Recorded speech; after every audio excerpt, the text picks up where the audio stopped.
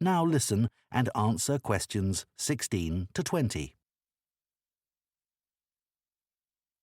Now, on Sunday, we'll be taking our visitors to Farley House. You may not all be familiar with it, so here's a map to help you. You can see the car park at the bottom of the map.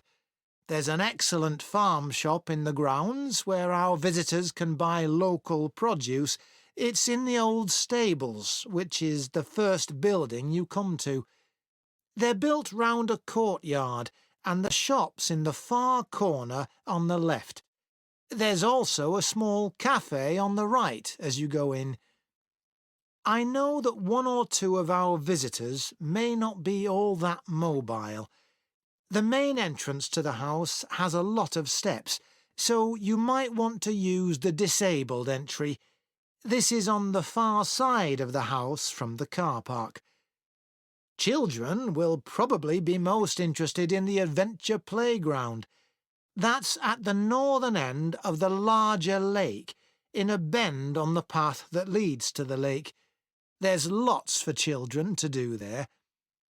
There are a number of lovely gardens near the house. The kitchen gardens are rectangular and surrounded by a wall. They're to the northeast of the house, quite near the smaller lake. They're still in use and have a great collection of fruit and vegetables. The Temple of the Four Winds is a bit more of a walk, but it's worth it. Take the path from the car park and go past the western sides of the stables and the house. Then, when the path forks, take the right-hand path. Go up there with the woods on your left, and the temple is right at the end. There are great views over the whole area. OK, so that's...